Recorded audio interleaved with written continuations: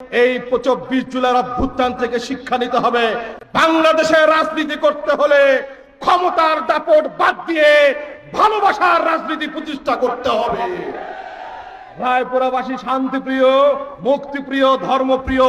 অতএব রায়পুরাবাসীর আগামী দিনের জনপ্রতিনিধি, আগামী দিনের গণমানুষের নেতা হতে পারে যে মানুষকে ধারণ করে, হৃদয়ে ধারণ করে এবং মানুষের ভালোবাসা যার হৃদয়ে রয়েছে, সে হলো আমাদের প্রিয় বদরুজ্জামান।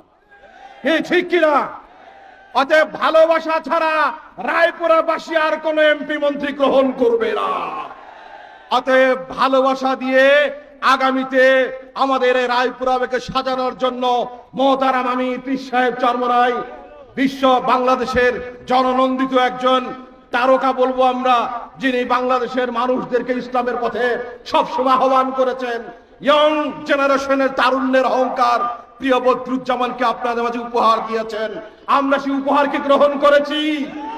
আমরা মোহাম্মদ বদরুজ্জামানকে আমরা আমানত হিসেবে গ্রহণ করছি।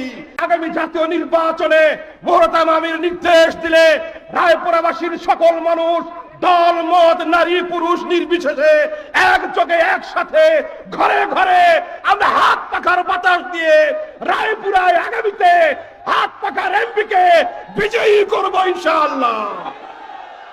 সকলকে উদাত্ত আহ্বান জানাচ্ছি, আগামী দিনের নির্বাচন পর্যন্ত ঐক্যবদ্ধ থাকবেন। হাত পাখার প্রার্থীকে শক্তিশালী করবার জন্য গণপ্রস্তুতি গ্রহণ করবেন।